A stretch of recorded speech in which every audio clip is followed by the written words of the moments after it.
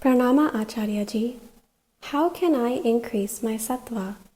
And why is it even important to cultivate Sattva guṇa? Many people who are interested in sadhana, they ask me, why are you focusing on Sattva? Because you can see all these Tantra books, they do not focus on Sattva. They talk about all the Rajasa and Tamasa, food and life and all those. That's another story.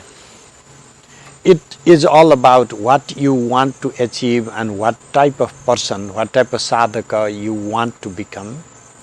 But for a serious sadhaka, if you want to achieve self-realization, if you want to achieve higher state of samadhi, you have to increase sattva. And for that, there are a few easy techniques I would just like to give you as a roadmap. The first thing is about your attitude towards your sadhana. Why do you want to start sadhana? Oh, because there is this siddhi, that siddhi, this in this book, this marana, the killing or mohana, hypnotizing and all this, then you are not cut out for actual sadhana. You may do some magic, you may hurt yourself and the others, but your attitude itself describes that you are not a sadhaka type and therefore you have no teachings from me. When you are interested to deepen your knowledge, to understand who you are, to understand the nature of reality, to achieve this pratyabhijna, self-realization of the highest level, then for that you actually need to cultivate sattva so that your mind is prepared, your mind is ready for those types of experiences. And then how do you worship? What do you offer? All these things become critical at that point.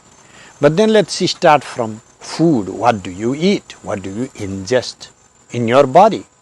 Because if you are eating healthy food, if you are not overeating, not undereating like fasting till death, if you are not torturing yourself, but balancing your health in the sense of having proper sleep, having proper food, having balanced food, then that is called sattvika, positive food habit. And this is the first lesson to learn. The second would be towards speech, how to use your speech. The most sattvika thing to do would be to maintain silence. How much of silence you can maintain a day? Or maybe are you able to maintain silence for a whole day in 1 week? If not so, can you declare silence hour in your routine within 24 hours, except for when you are sleeping, of course? Can you declare a silence hour that you will not communicate, pick up the phone, just go and check your messages in computer or watch TV, just a silence hour? It doesn't need to be an hour of meditation, but just a silence hour. That is another way to cultivate sattva. How to speak? Can you use your speech not to hurt others or to yourself? Can you use your speech not to take advantage from others? Can you use your speech for welfare, kindness and love? That is sattva, that is a way to cultivate sattva. Use thank you, for example, in as many ways as possible. Be loving in as many ways as you can, and that is a way to cultivate sattva. And then there comes the mind. In the mind, how do we cultivate sattva, the mental sattva? For that, number one, we need shraddha. It's not faith actually, it's more, it's beyond faith. You have this solidity on what you have already tested by other means, and you know this is the case, and then you are ready to go deep all the way. Not like never questioning and following blindly, but not that you keep questioning every day either, because you have to have some discretion, but then you cannot keep questioning every day.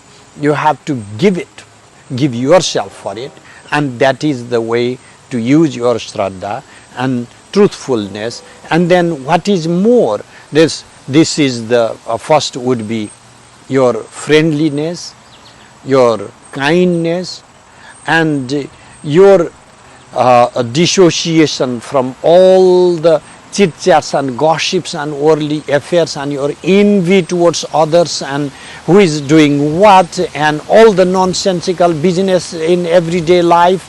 You have to cut off from all those activities, and that helps you cultivate Shraddha. And ultimately seeking, reflecting within yourself, go deeper and deeper within yourself, have the cultivation of Kalyana Mitra, a sense of friendliness, kind, loving attitude towards the world, towards yourself, towards your friend, and towards the nature, towards everything in the world. That is the way to cultivate Shraddha and the Sattva. And why are these things necessary? This is creating overall positivity in your life. For more free spiritual teachings from Acharya Sthaneshwar, visit www.vimarshafoundation.org. And if you learned something from this video, share it with a friend.